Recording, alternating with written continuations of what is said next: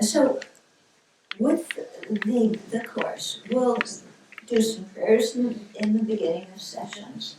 I don't think we'll do that tonight, because tonight it's just very, very short sessions. And then we'll do some silent meditation, generate our motivation, and then have a talk, and some time for Q&A. And in the afternoons, they asked me to talk a little bit, or to show videos and then discuss with you a little bit about nonviolent communication. It's a program by Marshall Rosenberg, who just died last year, about communication. And we found that it works very well in many ways with Buddhism. Are any of you familiar with nonviolent communication? Oh, a number of you are. Very good. Okay. Because I thought we have some videos. They're in English, but we transcribed it, and Celiana has graciously offered to translate while we show the videos. There's some exercises in them, so we'll stop the videos, do the exercises, have some discussion. Because at the monastery where I live in the U.S., we use nonviolent communication a lot to help us, because you guys may think that once you become ordained, you're kind of just up on a cloud, so peaceful. We're not. So things happen. As soon as you have sentient beings together, you're going to have differences of opinion, and you're going to have conflict. And so, how to resolve these things in a skillful way without resorting to either blaming somebody else or blaming ourselves. Okay? But how to figure out what we're feeling, what we're needing, and express that, and how to listen to other people as well. So we'll spend some time with that. There will be some meditation sessions that the Italian monastics will be guiding you in that have to do with anger as well. Okay. In terms of resources, there's Lavorare con rabbia. No, that's Spanish. Lavorare sulla rabbia. So, this is the Italian version of working with anger. The English version is much thicker. Maybe. I don't know. Maybe they cut out the juicy parts, or the type smaller, or something like that. Anyway, they have this in the bookstore, so you might find it very helpful. I should tell you beforehand, the entire book is plagiarized. Yeah, I'm the author. I plagiarized the entire book.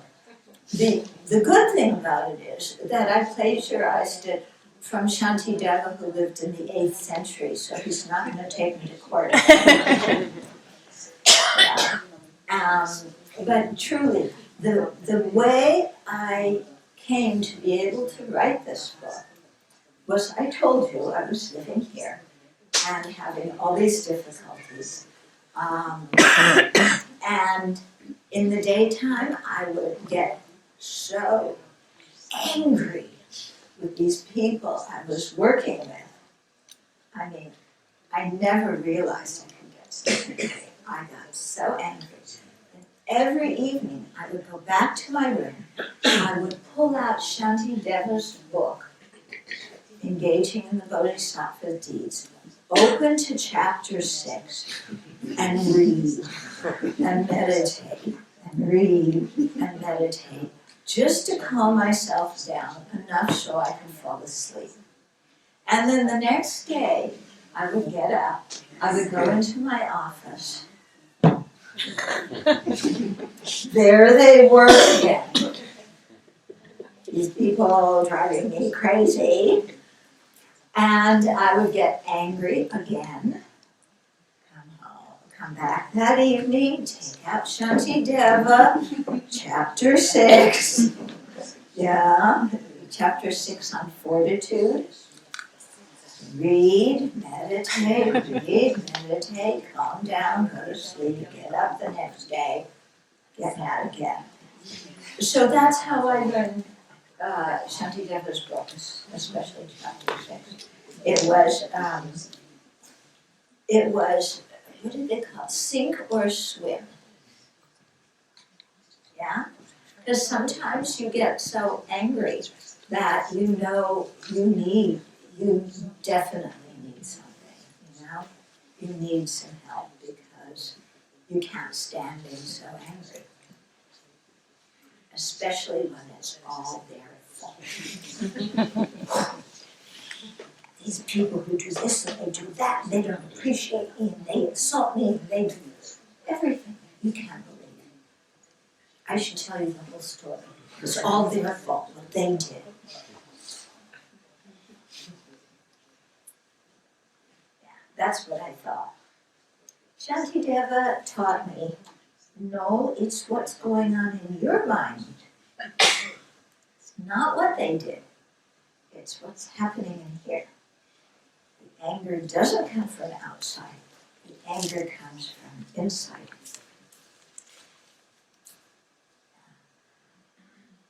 That wasn't how I was experiencing it. I was sure the anger was coming from outside. But after a lot of reflection, I began to realize, no, people do what people do, and I'm the one who gets angry at it. Nobody makes me angry. I thought they all made me angry. They didn't make me angry. I made me angry. Because I had the seed of anger in my mind. And I would fabricate all these stories about how terrible they were and what they were doing to me.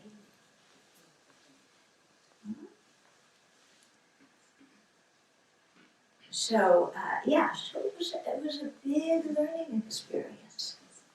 Big learning experience, yeah. My anger starts and hopefully finishes here, not out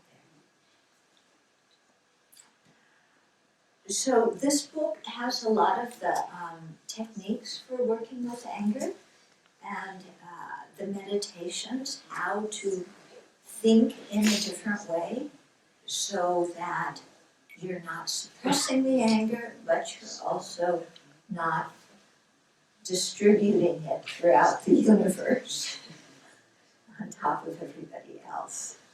Okay. I'd also like to recommend this book. I don't know if they have this in the bookstore. I don't think so.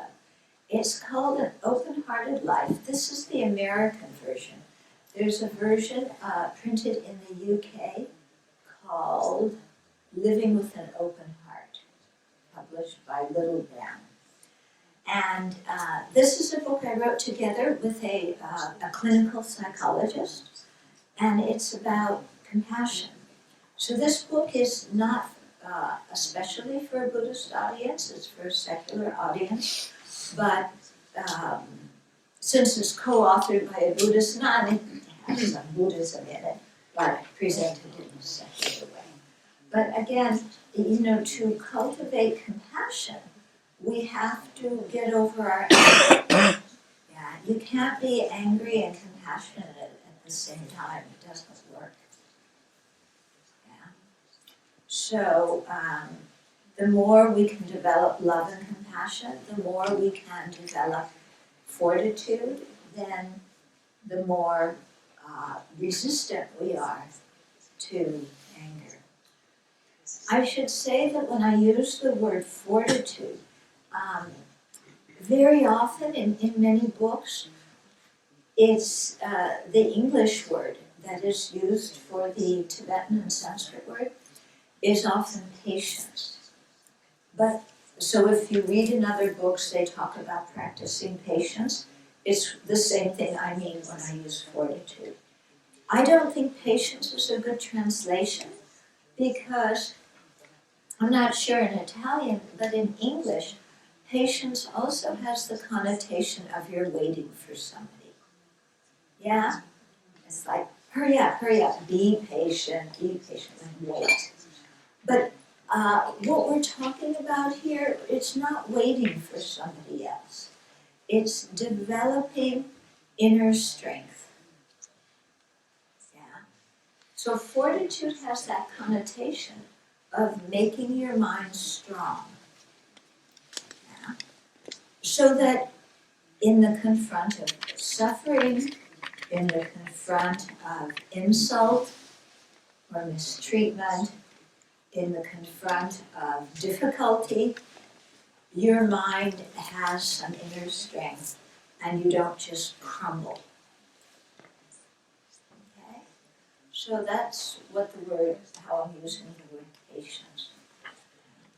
Sometimes with patience, you get the feeling that just sit back, relax, give in to the other person. Yeah. We think, oh, don't be angry, be compassionate, just give in, make them happy. That's not what the Buddha's talking about. Yeah. Actually, fortitude and compassion, they're not kind of, how to say, put it this way. Some people think that if you're compassionate, that you're weak. Yeah? You don't stand up for yourself. You just kind of be a sweet person. You know, like your husband beat you last night. And he comes home today and says, I'm sorry. Just like it. And you go, oh no, I'm sorry. It was my fault. And I forgive you. You beat me last night, but I forgive you. You can beat me again tonight because I'm practicing compassion for you. And that's not compassion. That is stupidity. Okay? There's no reason to let somebody beat you. And we can stop and make that known and protect ourselves, but we can do all of that without being angry. That's the clue. That's the key. Yeah. So dealing with these difficult situations, it isn't like you become the world's doormat and you're giving everybody permission to wipe their feet on you. It's not that way at all. Yeah. It's learning how to bear difficulties, learning how to be very clear about situations. What is acceptable, what is not acceptable. Yeah. And not being angry during that whole process. Okay? So this is not something that they teach us in school. And this is not something that we see modeled by the adults around us in general. Okay? Especially my country. Yeah. Especially our new prez. Yeah. Is kind of, he's a very good example of an extremely angry person. And what happens when we put our anger out there. Yeah. So learning to deal with people like that, you know, whether it's in a personal relationship, a group relationship, an international relationship, yeah, requires a great deal of skill and it requires a calm mind. You can see right now, I'm not sure how much the news is reported here, but you know, the US and North Korea are kind of having some relationship problems right now. Yeah, to the tune of threatening each other, and both of them have nukes. Yeah, so quite a dangerous situation, you know. Two stubborn, angry leaders who don't have a lot of wisdom. And then the rest of us are sitting there caught in the middle saying, I don't want to be in the middle between you two. So, in the course, we'll be talking a lot about how we see faults in those two people, but we have the same faults. We see their anger, we have anger inside of us. We can't hold ourselves superior to anybody else unless we are high-level bodhisattvas, but high-level bodhisattvas don't hold themselves superior to anybody else. So we see their anger, we see our own anger, and then we realize that we have to learn to deal with our anger, and we have to learn to not get angry at their anger. Is this making some sense to you? Yeah? In the US right now, so many people are angry at the president. Yeah? And I see within me, sometimes, boy, I really want to get mad. But anger is a defilement. And anger just creates more conflict. And anger also makes us miserable. So we have to learn how to deal with our anger. And when other people are angry at us, learn how not to retaliate with anger. Okay, how to respond with compassion. So this is a big topic. Lots to talk about, lots to learn here. Okay, we'll do the best we can in 3.5 days.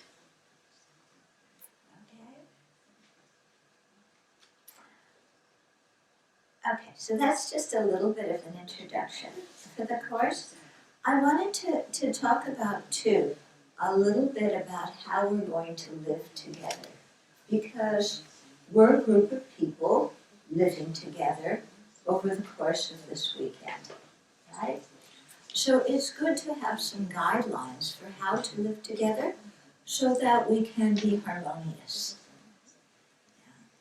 So the Buddha set up some guidelines that are very, very effective for helping us restrain from doing harmful actions that start conflict. So these are called the 5 precepts. So I thought I'd just talk a little bit about them. And even if you haven't taken them, just this weekend, I request that you live according to them.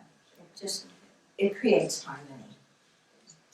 So the first one is not to kill anybody.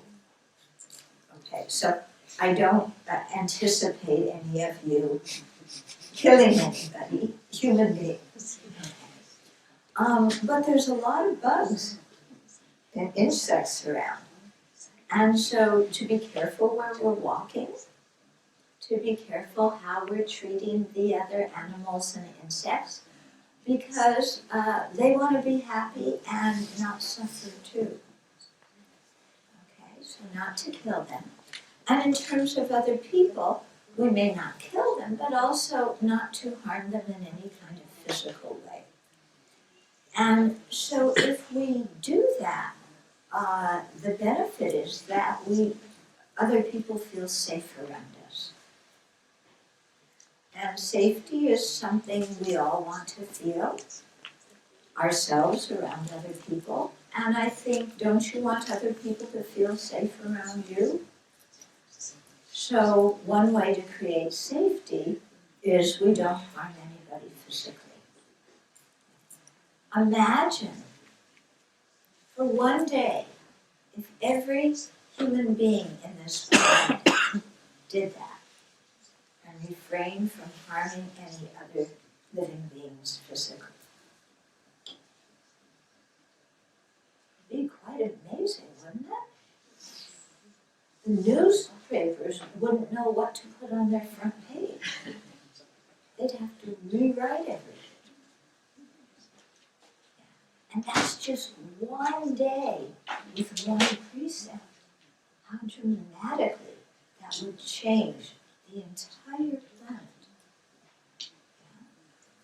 So even though we may not change the entire planet, we change Homaya. Yeah, we change Istituto Lama Khapa by doing this. Second precept is not to take what hasn't been freely given to us. So you can also call that not stealing, but it includes not borrowing things from people without asking them if you can borrow them. Okay. So if the opposite of that is respecting other people's property. If we all respect everybody's property, then people can leave their books in the Gopa. You can leave things here, and you know that when you come back tomorrow, everything's going to be here. Yeah. It means that, we can have things in our room and trust that nobody's going to come in and borrow them, aka steal them. Okay? So again, if we respect other people's property, then we create an ambience of safety too, because people can trust us, and they can trust that the things they need will still be there for them to use. The third precept is to avoid unwise and unkind sexual behavior. So this usually includes if you are in a relationship, going outside a relationship, your relationship, or if the other person is in a relationship, you go with them. Okay? So one of the two people is already in a relationship, and you come together. And it creates a big mess. Yeah, big mess. Many people, I've talked to many people about this, and they'll tell me, oh, when I was a child, I knew my dad. It's usually the dad, sometimes the mom too, was having an affair. They thought I didn't know, but it was really clear to us kids that mom or dad was having an affair. So how does that affect your kids? What does it teach them about making promises? What kind of example does it set for them about loyalty, about good communication? Doesn't set a very good example. It creates a blow-up in the marriage. It really brings a mess, for a little bit of pleasure. And the pleasure doesn't really last so long. Here over the weekend, we're not just going to keep it as avoiding unwise and unkind sexual behavior, but let's everybody have no sexual behavior for the weekend. You think you can do it for 3.5 days? Yeah. Because if we just give that up, it means that our way of relating to each other here is going to be very clear. It's not nobody's gonna be flirting with somebody else. Sometimes you go to a Dharma center, to a retreat, and you look and it's like, oh, there's a really good looking guy up there. He's not so close to him. Is he looking at me? where's he doing his walking meditation? I want to do my walking meditation. Why? Yeah. And so then your mind becomes very distracted because you're trying to make an impression on somebody. Basically, you're flirting, but without making it look like you're flirting. But of course, everybody knows you're flirting. And, you come here to develop your own spiritual practice and to go and become friends with yourself. And instead, you're doing all these trips. I mean, you know how it is, how you move, how you speak, how you look, all these trips we do with people when we're trying to attract them to us. Yeah. And it becomes a big distraction. So when we decide that, for the duration of the retreat, we are not interested in that, then there's all of a sudden like this space to just be human beings, without those kind of trips going on. So it's very kind of liberating. Then the fourth one is not to lie. So clearly when we lie, again, we create a mess because we told this one this story and that one that story, but then we can't remember what story did I tell this one, so that when I talk about the same subject the second time, I say the same thing. Yeah, you know how it is? You have that situation, you lied and then you can't remember who you told which story to, so you don't know what to tell the next time. So lying gets to be very confusing. Lying breaks trust. Yeah, we want other people to trust us, and if we lie to them, there's no way they're going to trust us. I know for myself, if somebody lies to me, it's like finished. Yeah. How can I trust you if you don't tell me the truth? Yeah, it becomes very, very difficult. And lying is an interesting one because usually we lie because we did something that we don't want anybody else to know. So lying is like double trouble. There's the thing we did that we don't want anybody to know, and then there's the lie that we did to cover it up. So there's two ways people can get mad at us. One for the original, or disappointed, or lack trust in us. One is for the original action. The second is for lying. If you need an example, think of Bill Clinton. Okay? Although I hear that in Italy, it's the same thing. Yeah, except you guys are maybe much more tolerant of it in your politicians. Americans make a big blah, blah, blah, blah, blah about it. Okay. But it makes a big blah, blah, and it wastes a lot of time. Okay? So just we tell the truth, not only to other people, but we've got to learn how to tell the truth to ourselves. Yeah. So especially when we're going to be thinking about our anger and looking at situations where we get angry, we have to learn how to be truthful with ourselves and how to own up to our part of things. Okay? Not to blame ourselves. I'm not talking about blame. I'm talking about honesty. Big difference between blame and honesty. Okay? So to learn to be honest with ourselves. Not only about things we've done, but also because exaggeration is a form of lying. And very often when we talk to ourselves, our self-talk consists of a whole lot of lies. For example, do you ever have the thoughts going on in your mind, nobody loves me, I do everything wrong,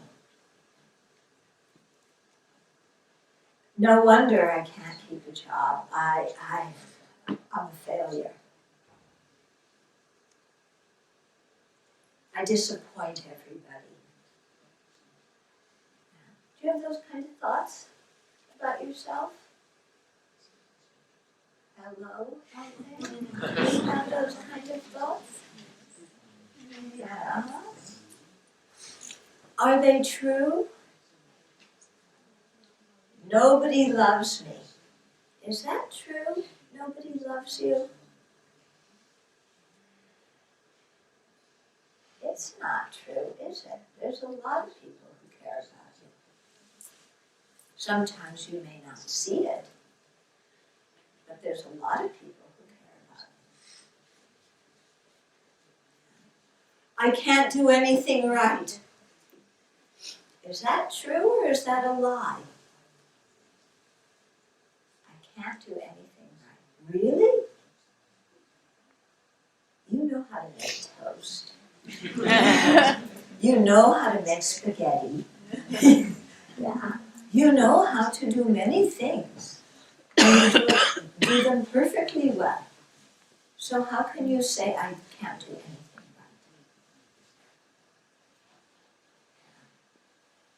right? Everything goes wrong because of me. Is that true? If it is, then you are extremely powerful. Because you have the ability single-handedly to make everything go wrong. You have a lot of power. Is that true? You can make everything go wrong? Yeah.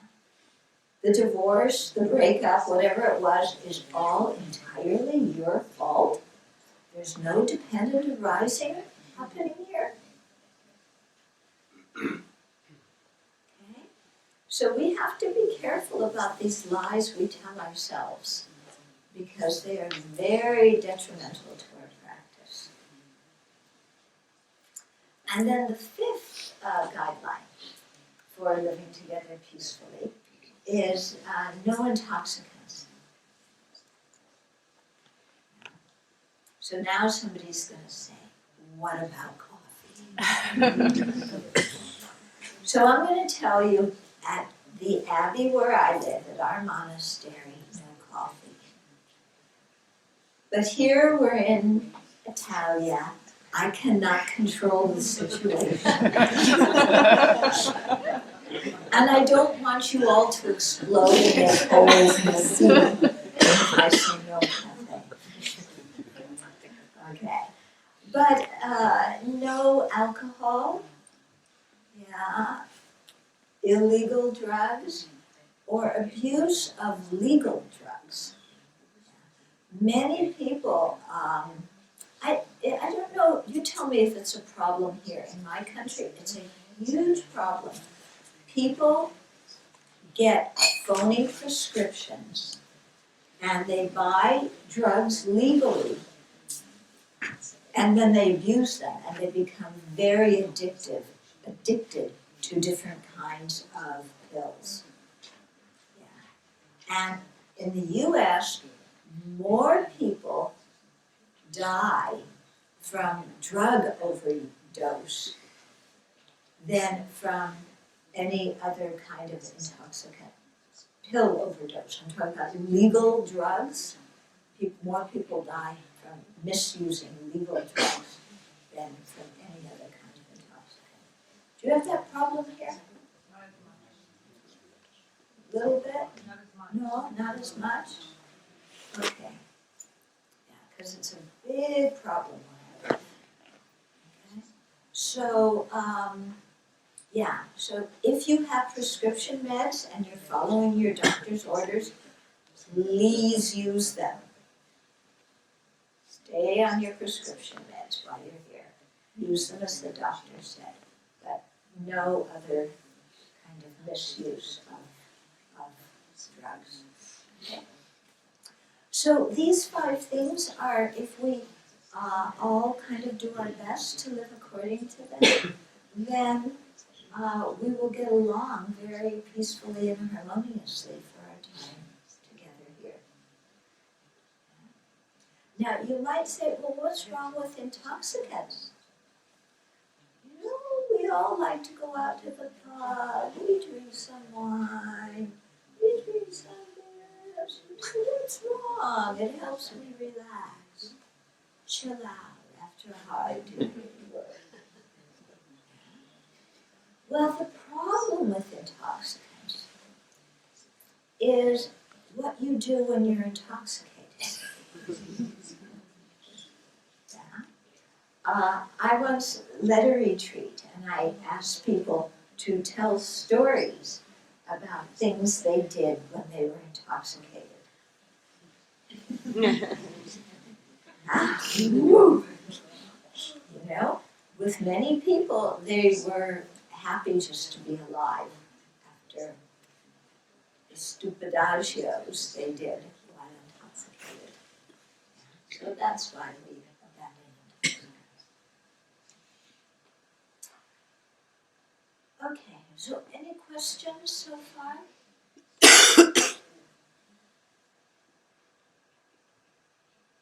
Okay, then, two more things.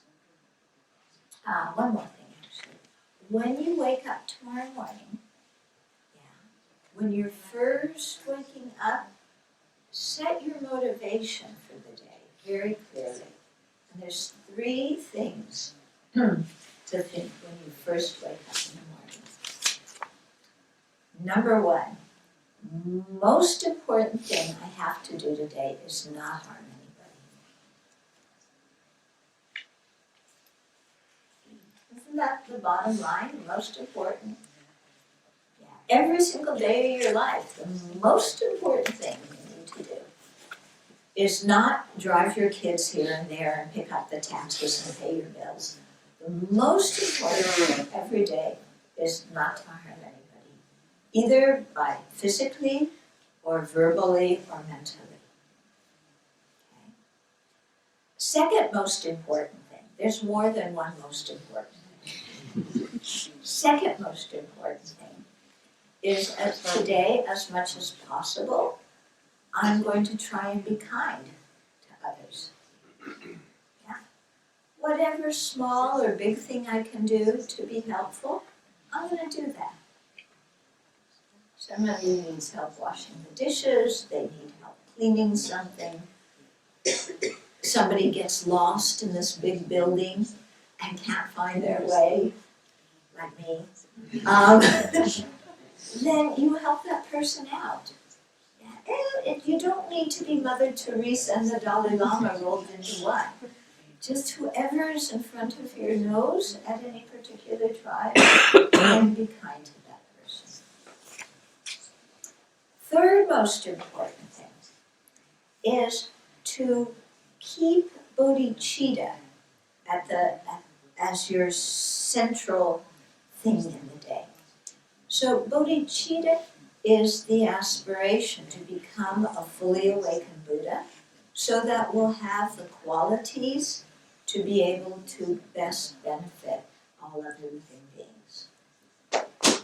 So make that something very important in your day, to really cultivate that altruistic intention and hold it close to your heart as much as you can. Okay? Three most important things. What are they? First one? Not to Not to harm. harm. Second one? Be kind. Be kind. Third one? Bodhicitta. Okay. So when you first wake up in the morning, think about these. Generate your motivation. Even before you get out of bed. Start the day out like that. In that way, it makes a big difference.